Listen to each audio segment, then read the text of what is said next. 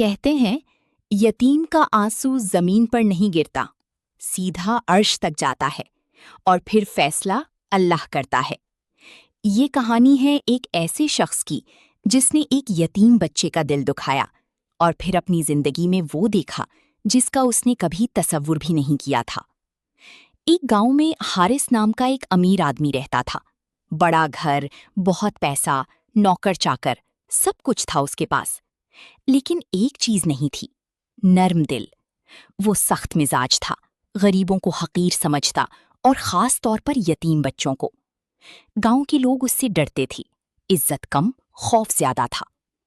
اسی گاؤں میں ایک چھوٹا سا یتیم بچہ بھی رہتا تھا جس کا نام علی تھا۔ علی کے ماں باپ اس کے بچپن میں ہی دنیا سے چلے گئے تھے۔ وہ ایک ٹوٹی ہوئی جھونپڑی میں رہتا تھا، کبھی کسی کے گھر کام کر لیتا، کبھی مسجد کے باہر بیٹھ جاتا۔ لوگ کبھی کچھ کھانے کو دے دیتے، کبھی خالی ہاتھ لوٹا دیتے، لیکن علی کے چہرے پر ہمیشہ صبر ہوتا، آنکھوں میں ایک خاموش دعا۔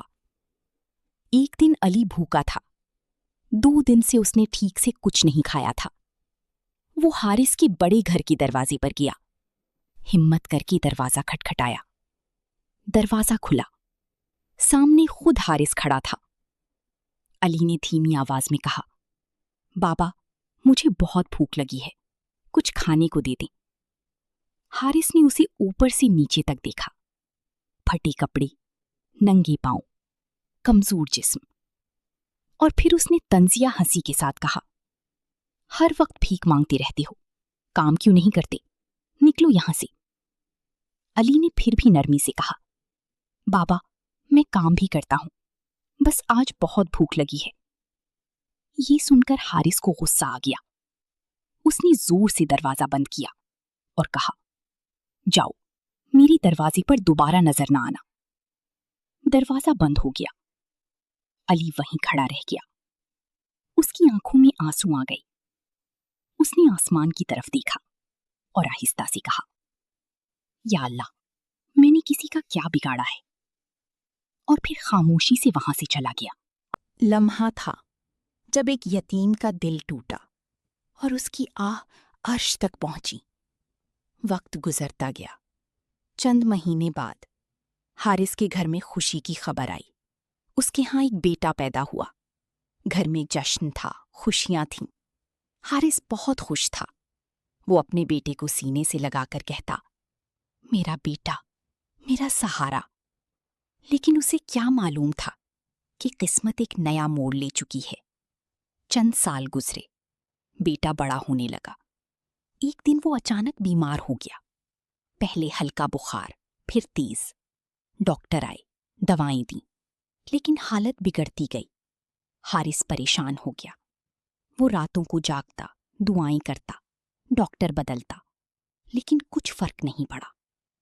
ایک رات اس کا بیٹا اس کے ہاتھ میں بے جان ہو گیا۔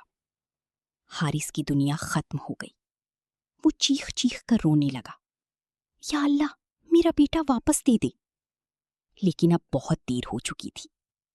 گھر ویران ہو گیا، خوشیاں خاموشی میں بدل گئیں۔ ایک دن حارث اکیلا بیٹھا تھا۔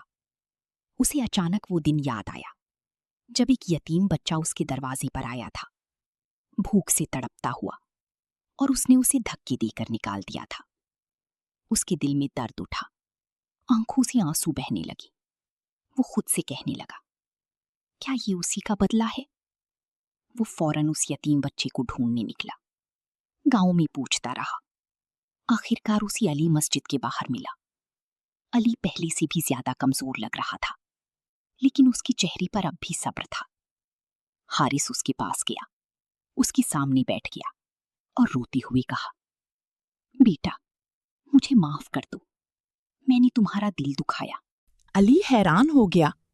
اس نے کہا، بابا، آپ کیوں رو رہے ہیں؟